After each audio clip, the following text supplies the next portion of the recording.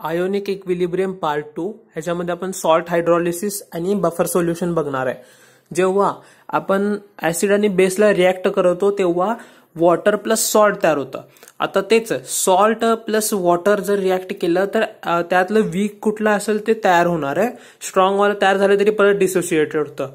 मग आता जे काही वीक तयार होणार आहे मग ते अपोजिट टू न्यूट्रलायझेशन रिॲक्शन आहे. म्हणूनच salt hydrolysis is opposite to neutralization reaction.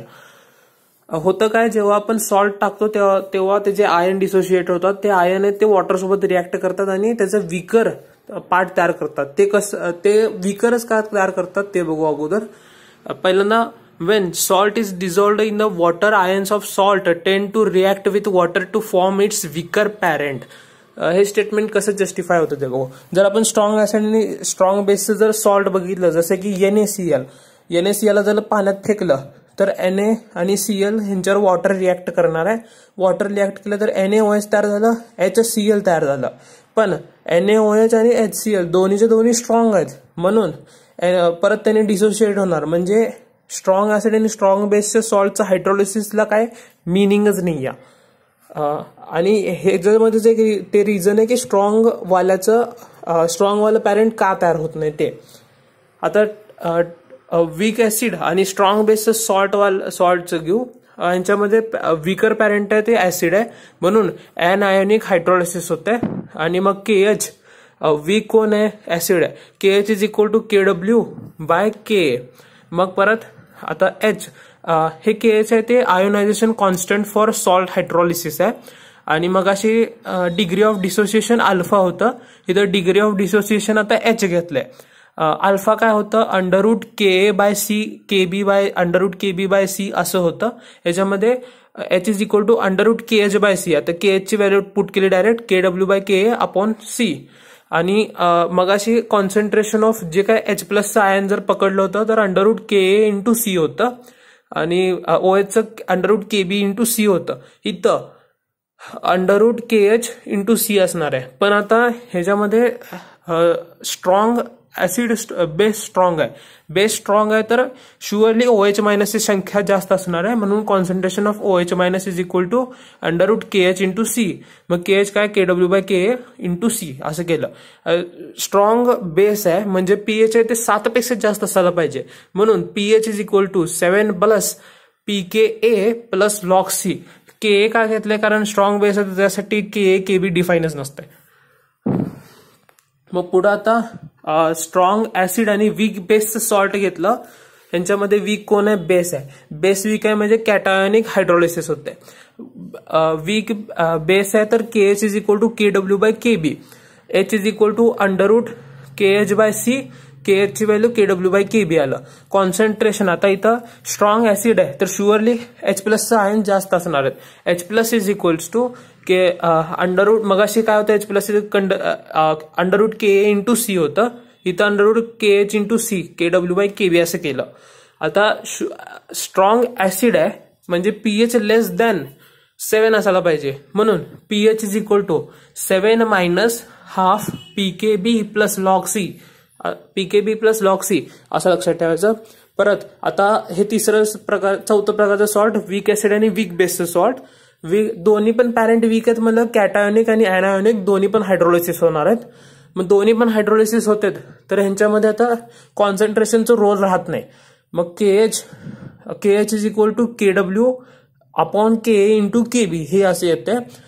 आणि परत H जे आहे त्याची व्हॅल्यू त्याच्यामध्ये मी सांगितलं कॉन्सन्ट्रेशनचा रोल येत नाही म्हणून डायरेक्ट √KW/KA/KB. इथं C होतं पण इथं आपण त्याला लिहिणार नाही.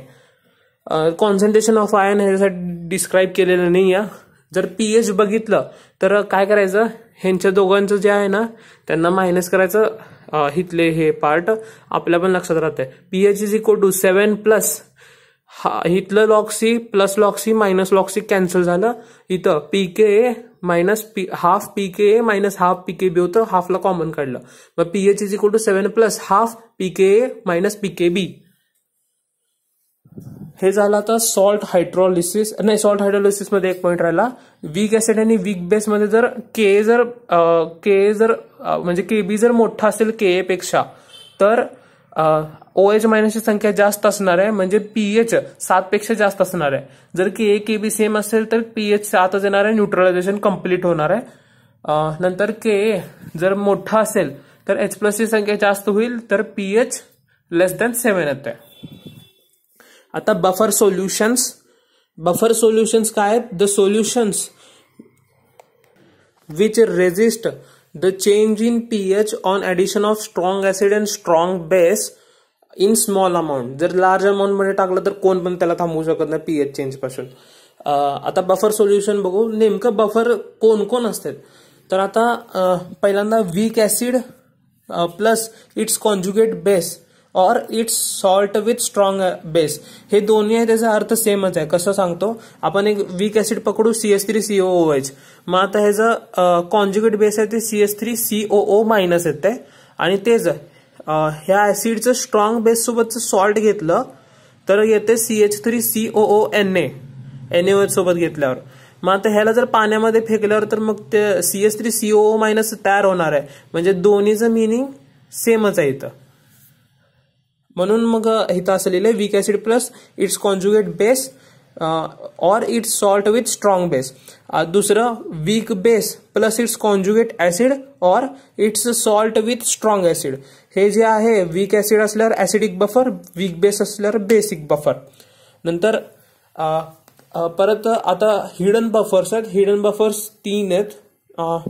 वीक ऍसिड जे कोणते वीक आहे, वीक सोबत स्ट्रॉंग जर घेतलं पण मोल म्हणजे वीकचे मोल्स स्ट्रॉंगच्या मोल्सपेक्षा जास्त असायला पाहिजे, म्हणजे काय होतं? सॉल्ट ऑफ वीक पॅरेंट तयार होत आहे. मग परत हिथच कंडिशन येते, हे असं फिरून इकडे जात आहे. मग आता वीक ऍसिड आणि स्ट्रॉंग बेस जर तयार केलं, वीक ऍसिडची संख्या जास्त असेल तर मोल्स, मग ऍसिडिक बफर तयार होत आहे. वीक बेस जर प्लस स्ट्रॉंग ऍसिड जर घेतलं, वीक बेसची संख्या जास्त असायला पाहिजे मोल्स, म्हणजे बेसिक बफर तयार होत आहे. नंतर buffer of polyprotic acids. Buffer of polyprotic acid काय होतं? म्हणजे H3PO3 gives H3PO4 gives H2PO4 plus H+. मग त्याच्यामध्ये H2PO4 कॉन्जुगेट बेस आणि त्याचं विकर पॅरेंट वीक ऍसिड, मग परत इथंच येतंय. मग तेच हिडन बफर आहे, तेच सांगितलेलं आहे. मग आता number of buffer made by polyprotic acid जर बघितलं तर बेसिसिटी ऑफ ऍसिडनी होत आहे. आणि परत last but least hidden buffer salt of weak acid plus weak base. ह्याचं सॉल्ट जे आहे ते रेजिस्टन्स करतं पीएच चेंजला. नंतर ह्याचं बफरचं फंक्शन आहे, मी मगाशी आयडिया दिले ते नोट्स बंद करा. आता येऊ आपण pH of acidic buffer. PH of आता CH3COOH आहे एक वीक ऍसिड, त्याचं डिसोशिएट केलं आपण पहिल्या कंडिशनला बघतोय. CH3COO- प्लस H+ तयार होत आहे, आणि त्याचं कॉन्जुगेट स्ट्रॉंग ऍसिड सोबत सॉल्ट घेतलं, स्ट्रॉंग बेस सोबत सॉल्ट, तर ते CH3COO- प्लस Na+ तयार होणार आहे. आता हे जे वीक रिॲक्शन आहे ना, सॉरी हे स्ट्रॉंग आहे, ऑल सॉल्ट्स आर स्ट्रॉंग, हे चुकून झालं. हे जे आहे ते वीक वाली रिॲक्शन म्हणजे रिव्हर्सिबल रिॲक्शन आहे, त्यासाठी के डिस्क्राईब आहे. मग K is equal to CH3COO- into H+ upon CH3COOH. मग आता इथनं H+चं कॉन्सन्ट्रेशन काढलं तर CH3COOH इंटू के अपॉन CH3COO- असं आलं. मग आता ह्याचं पीएच इकडनं H+ वरनं आता पीएच काढलं तर PKA प्लस लॉग. आता लॉग इथं काय होतं, मायनस मध्ये log acid upon base conjugate base होतं, त्याला मी उलट करून मायनस प्लस केला. मग pH is equal to PKA plus log conjugate base upon acid. आता या ठिकाणी कॉन्जुगेट बेस जे आहे, कॉन्जुगेट बेस आहे, हे दोन्ही कॉमन आयन आहेत. या कॉन्जुगेट बेसचं कॉन्सन्ट्रेशन या सॉल्टच्या कॉन्सन्ट्रेशनच्या इक्वल आहे, म्हणून आपण इथं घेऊ शकतो PKA plus log salt upon acid. AIPMT-ला 2016ला नीट 2016ला फसवा क्वेश्चन आलाय. कॉन्सन्ट्रेशन ऑफ सॉल्ट प्रत्येक वेळेस येणार नाही. जर इथं याच्यापासून जर 2 CH3COOH तयार झाले, COO- तयार झाले असते तर हे आलं नसतं.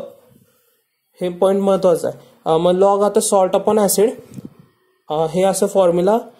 नंतर आता सेम पीएच ऑफ बेसिक बफरचं सेम डेरिव्हेशन येतं.